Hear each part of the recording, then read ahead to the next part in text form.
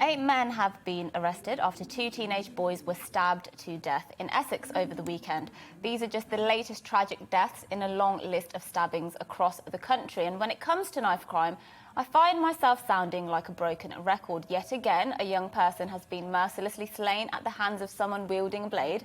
And yet again, politicians are silent on the issue.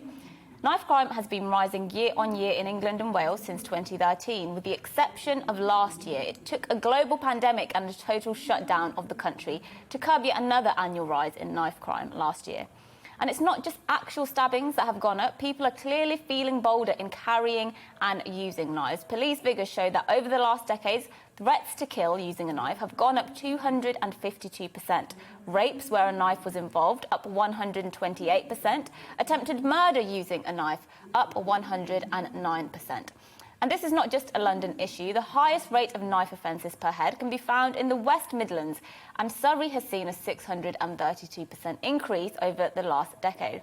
And all this begs the question, why on earth do we not have a national knife crime strategy?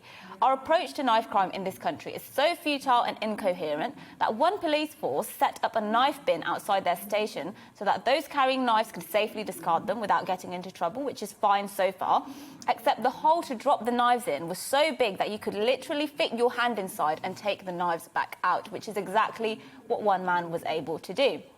Needless to say, this idea was swiftly scrapped, which is exactly why we need a national knife crime strategy, complete with a national knife crime unit, a dedicated czar, backed up by funding with targets so police forces and ministers can be held accountable. The Chancellor has repeatedly said during the pandemic that the government would do whatever it takes to support the economy, that it would behave like a wartime government to tackle the pandemic. Well, we are in another kind of war, a war against knife crime, and we're losing it. If only the government would do whatever it takes on the knife crime pandemic.